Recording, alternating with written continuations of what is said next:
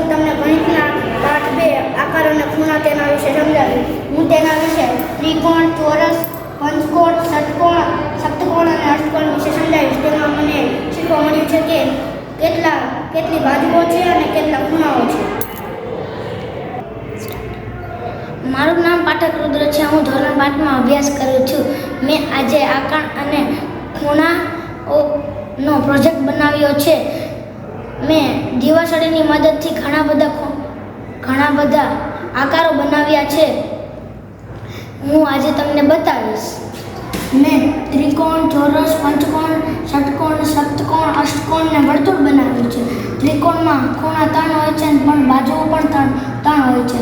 ચોરસમાં બાજુઓ 4 હોય છે અને ખૂણાઓ પણ 4 હોય છે. પંચકોણમાં ખૂણા 5 હોય છે, બાજુઓ પણ 5 હોય છે. ષટકોણ ખૂણા 6 હોય છે અને બાજુઓ 6 હોય છે. સપ્તકોણ ખૂણા 7 હોય છે અને બાજુઓ પણ 7 હોય છે. અષ્ટકોણ 8 ખૂણા હોય છે અને બાજુઓ પણ 8 છે. વર્તુળ એક એવો આકાર છે જેમાં કોઈ ખૂણા અને બાજુઓ હોતી નથી. Thank you. મારું નામ નાગવેદા નિરંજન છે. હું ધોરણ 5માં અભ્યાસ કરું છું. આજ મેં ગણિતનો પ્રોજેક્ટ બનાવ્યો છે. આ છે ત્રિકોણ, આ છે ચોરસ, પંચકોણ, ષટકોણ, સપ્તકોણ અને અષ્ટકોણ. Thank you. મારું નામ ઉપાધ્યાય રાજેશ્વરી છે. હું ધોરણ 5માં અભ્યાસ કરું છું.